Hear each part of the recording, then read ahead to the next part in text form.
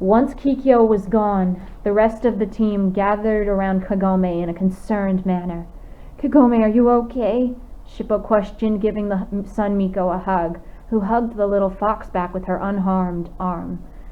"I'm okay, Shippo, for the most part," Kagome trailed off, showing everyone the arm Kikyo had touched, that still had a thin layer of gray stone on the skin.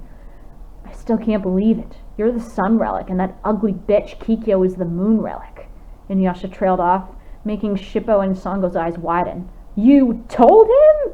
they shouted at Kagome, who bit her lip. "Yes," Kagome said in a small voice. "It's not her fault. Kikyo told me, and there was no way for Kagome to hide her secret anymore. And I was the one who made it so she was outside when night came. So if you're gonna be mad at someone, be mad at me. But don't blame Kagome," INUYASHA exclaimed, making everyone in the group turn to him in disbelief. "INUYASHA," Kagome trailed off in a small voice with blush crossing her cheeks. Sango sighed. "If you two idiots don't keep any of this a secret, I will personally rip your heads off and give the rest of you to carnivorous plant demons," the Demon Slayer warned, giving INUYASHA and Moroku a death glare, making both men flinch. "Calm yourself there, Sango. Me and INUYASHA understand the seriousness of this situation completely, and therefore the secret of Kagome and her family being tied to the celestial relics will be a kept secret with us," Moroku promised. "Exactly. Your secret's safe with us. Under one condition," INUYASHA trailed off. "And what would that be?" Sango questioned, tightening her grip on her hirai coats. "You tell us the whole story about all of this. We risked our lives for you tonight. This is so we'll know what we're getting into," INUYASHA said, crossing his arms. Sango would have strangled the dog-eared lord if Kagome hadn't grabbed her arm and pulled her back down beside her. "Deal. You do deserve an explanation for helping us tonight," Kagome proclaimed as she then cleared her throat. "Hem." And ready to tell the real tale of the Sun and Moon relics. The real tale.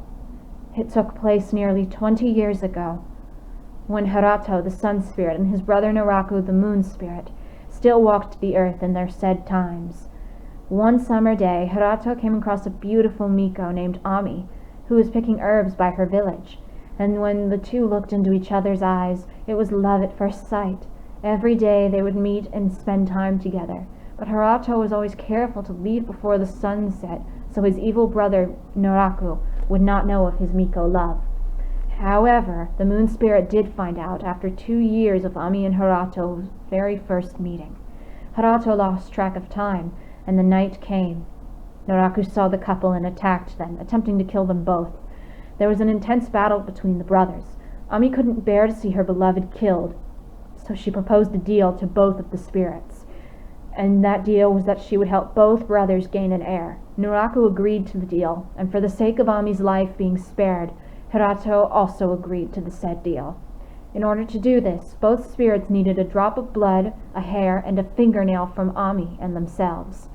Once they collected what they needed from Ami and themselves, both spirits returned to their homes to get to work on each of their greatest creations. Harato mixed his and Ami's essence he had collected together and added some of the love they shared into the mix. Hence the Sun Relic was born, as Ami and Harato's infant daughter, me. But at that same moment which I was created, Naraku finished his creation as well. His and Ami's daughter was also created by Ami's essence as well as his own. But instead of adding love, he added the hatred and envy he felt for his brother and his golden light, making his daughter not an innocent, happy infant like me, but a full-grown, spiteful, and jealous woman. Kikyo. The day me and Kikyo were created was right after a solar eclipse, after our fathers told the people of Earth that they would no longer walk the earth, for reasons even the mother of their children did not know. It was also when me and my twin were announced to the world as the Sun and Moon relics, and then sent to our mothers secretly that night, when Kikyo would not be in danger of being burned by the sun. She would have succeeded in killing Mother and me like she and her father had wanted, but Mother was, at the time, much stronger than Kikyo was, and was able to temporarily stop her after battling her throughout the whole night. For once the sun rose, Kikyo would have no choice but to return to the moon. Once day came, Mother moved us far away to a Miko retirement home, where a few years later we met Sango, her father Kai, and Kilala, who were from a long-gone demon-slayer village. After befriending my mother, she told them everything about the sun and moon relics, and that if the sun relic ever were to go out under the night sky, the hateful moon relic and the evil moon spirit would be able to find us and do their worst.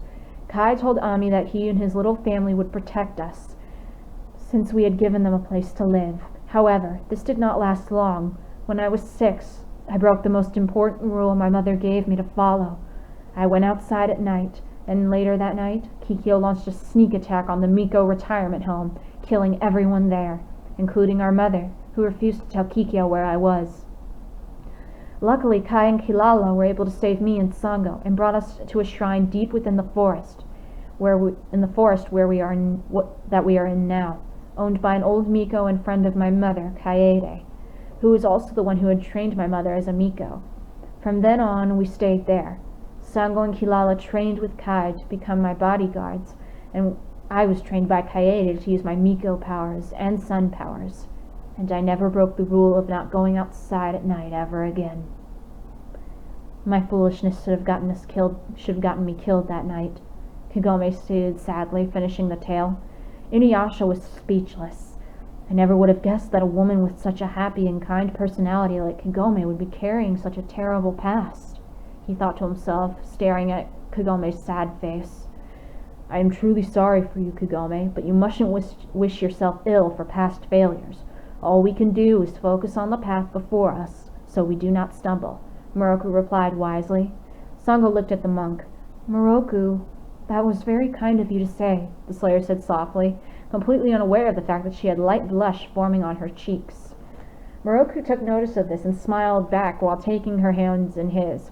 In that case, fair Sango, would you consider bearing my children?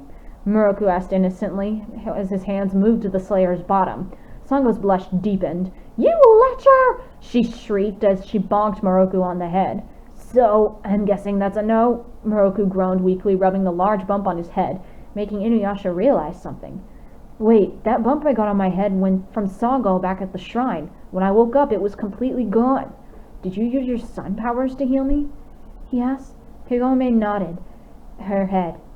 Yes, I also healed Shippo 3 years ago after he stumbled upon our shrine after some bandits killed his parents and injured him, the Miko stated. This is all crazy, but wait a minute, if you're the sun relic, Kagome, then what's that necklace supposed to be? INUYASHA asked, pointing to Kagome's sun necklace around her neck. Kagome took her sun necklace in her fingers and then looked back at INUYASHA and looked back at INUYASHA. This is the sun seed. I was told by my mother its purpose would be revealed to me when the time is right. The same with Kikyo's moon seed, which is around her neck. Neither of us can take these necklaces off. They are literally part of us. Not even Mother knows what their purpose was for, since she only told me what Father chose to tell her, the Sun Miko said. Late that night, after everyone had went to sleep, INUYASHA woke up hearing a familiar melody being played in the distance. INUYASHA looked around to see Shippo and Sango sleeping with Kilala, who was asleep in her large form, and Moroku was asleep by a nearby tree. But Kagome was nowhere to be found. The dog-eared lord sniffed the air and followed the young Miko's scent to a cliff, where he found Kagome sitting by its edge, playing her mandolin. She was playing and humming at the same melody INUYASHA had heard her singing back at the shrine.